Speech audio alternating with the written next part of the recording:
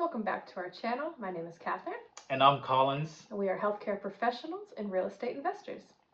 So in today's video, we are going to take you into a crazy experience we had on our Airbnb property. And before we delve into that, I will take you through how we started our real estate journey. So in May of 2022, we bought a property in Porter, Texas, and we decided to use it for real estate investing, specifically for Airbnb. And it took us approximately 3 weeks to be able to do the furnishing. And in June of 2022, we went live on Airbnb. Because we travel for work, we hired a property manager who primarily communicates with the guests, provides cleaning services, and deals with maintenance issues. Eventually, we did hire our own cleaner who also deals with maintenance issues from time to time. So during our time hosting, we've experienced a couple challenging and difficult guests, and I'm sure any Airbnb host is pretty much aware of this situation. Some guests are more easy to deal with, and some are really, really hard to deal with. We recently encountered our craziest guest so far. So it all started when this guest checked in. They were supposed to have stayed for a week. So they came in, and right after they came in, they started complaining about the carpets being dirty and then the sheets being dirty and a lot of cleaning issues. So I had to send back my cleaner to go to the house and redo the cleaning all over. But just to please our guests, we had to do that. The following day, they complained that the towels were dirty. So we ordered new sets of towels and had our cleaner deliver them to the guests. All this while we were outside the country on vacation, and prior to leaving the country, we had our car in the garage on the property, and the guests do not have access to the garage. So even though we knew the guests had been complaining about cleanliness and all that, we were returning from our vacation and we decided to stop by to pick up our cars from the property. And so we decided, since we're going to stop by to pick up our cars, we're going to buy new sheets for the guests.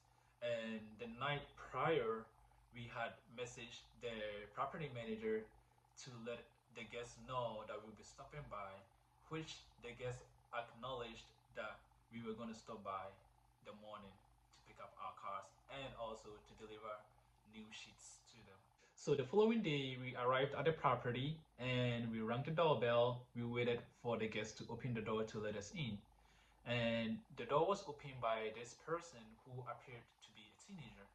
So when he opened the door, we introduced ourselves and we told him why we were there, and we delivered the sheets and then went into the garage to pick up our cars. And it didn't really take us that long. We were there for maybe 5 minutes. Yeah.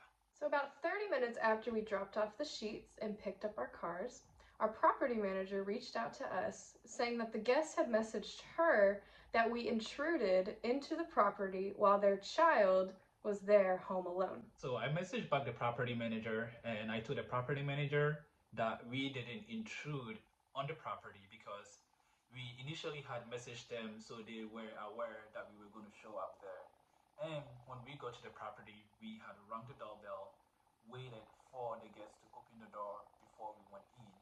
So for them to come back and say we were intruding seems really like funny to us. But mind you, these were guests who were complaining about how dirty the place was with the carpet and then so many cleaning issues.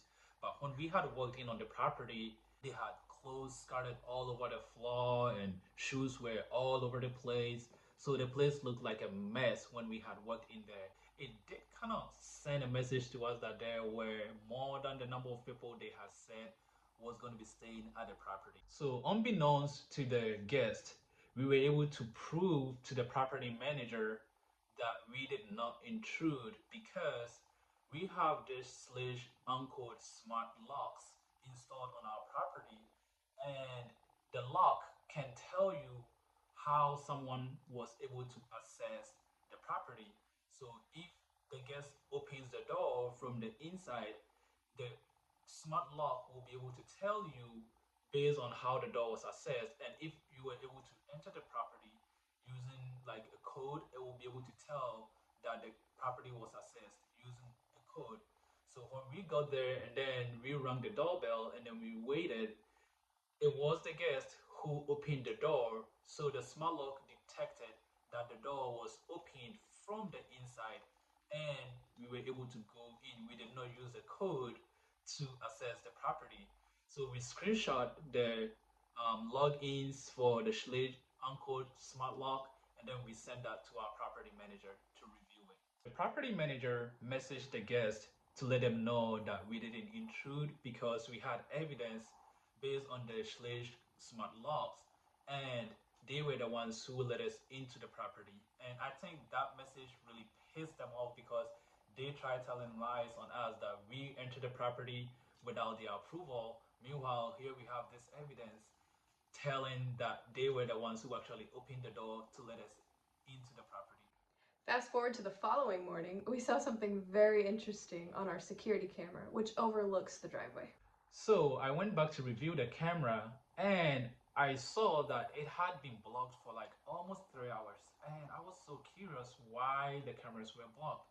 So going back, I saw one of the guests was seen on the camera pacing the driveway and he had in his hand a shopping plastic bag.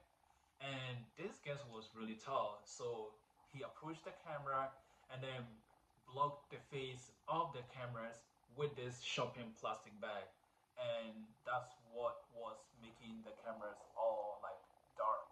So I immediately downloaded the recording and forwarded it to the property manager, and the property manager also filed a complaint to Airbnb about the guest not following the property rules. Mind you, these are the same guests who said that they felt unsafe when we intruded in the property while their child was home alone. So Airbnb reviewed the footage and they got back to us and they said yes indeed the guest violated the property rules and gave them a 2 hour notice to vacate the property. So our property manager relayed that message to the guests, and they, of course, were not happy. They started threatening to sue us. Their reasoning for covering the camera was because we had initially invaded their privacy. But fortunately, Airbnb had our backs, and they said that if the guests did not leave in that 2 hour window, that we could get law enforcement involved. So as we were waiting on the 2 hour notice that Airbnb gave the guests to lapse, we saw that the guests returned to the property and then they packed all their luggage and everything they had and then they left the property. So that was one of the craziest experiences we've had as hosts, hosting on Airbnb. And if you are a host or if you are watching us and you've also encountered any like horrible Airbnb stories, please feel free to share with us. Comment below and just leave any suggestions for us. And we are always willing to listen to you all's experiences as well, hosting Airbnb or any other like short-term rental. So that brings us to the end of our video for today.